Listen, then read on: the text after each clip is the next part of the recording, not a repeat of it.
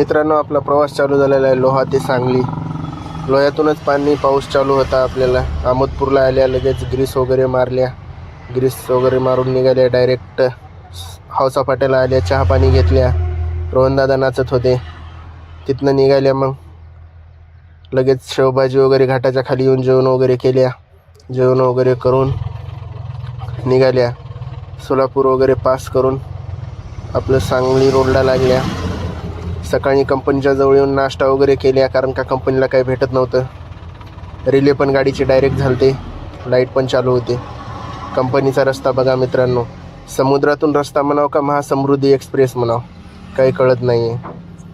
2 kilometre रस्ता आहे असा. आल्या कंपनीला, नाश्त्याला बनवल्या, डाळ वगैरे बनवल्या. जेवण वगैरे करावं म्हणलं का वॉचमॅन आला, गाडी सोडून घ्या म्हणलं. लगेच गाडी वगैरे सोडून अशी थाटात लावली खाली करणं चालू झाले. बिहारी होते खाली करायला. अख्खा दिवस घातला. मग खाली झाली, गाडी साफ केली. दिवशी भरपूर पडलेली होती मध्ये. लगेच रोहनदादानं साफ करून चवाळ वगैरे आणून चकचकीत साफ करून ओके केलीच्या नंतर लगेच जेवायला बनवल्या. संध्याकाळी कंपनीतच उभा टाकून आपल्याला जायचं होतं बागेशेठच्या हॉटेलला. जेवण करून निघाल्या. रोहनदादा गेलता सही करायला वॉचमॅनकडं. सही करून वगैरे आला. तोपर्यंत आम्ही कंपनीचं व्यू घेतलं थोडं.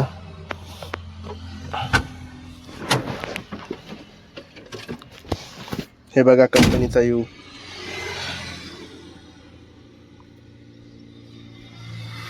लगेच निघाल्या कंपनीतनं. कुपवाड, सांगली, मिरज पास केल्या. बागेशेठच्या हॉटेलवर थांबायचं होतं आम्हाला, कारण का लोड कुठला पण कन्फर्म झालेला नव्हता. हा कुपवाडमधला बघा व्यू. आल्या बागेशेठच्या हॉटेलवर येऊन लगेच गाडी लावली.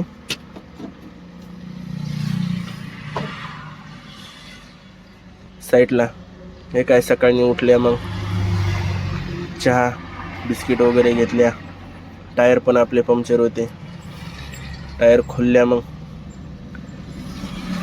टायर खोलून टायर पंक्चर वगैरे काढल्या.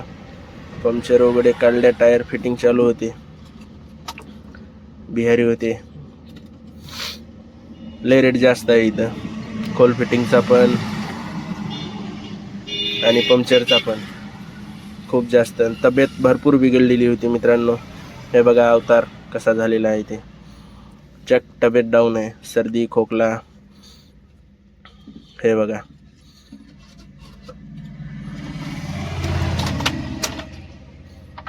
भरपूर सर्दी वगैरे झालेली होती. व्हिडिओ जर आवडला तर मित्रांनो चॅनलला सबस्क्राईब करा आणि बेल आयकनचं बटन दाबा, कारण का माझे व्हिडिओ पोस्ट झालेले तुम्हाला दिसतील लगेच.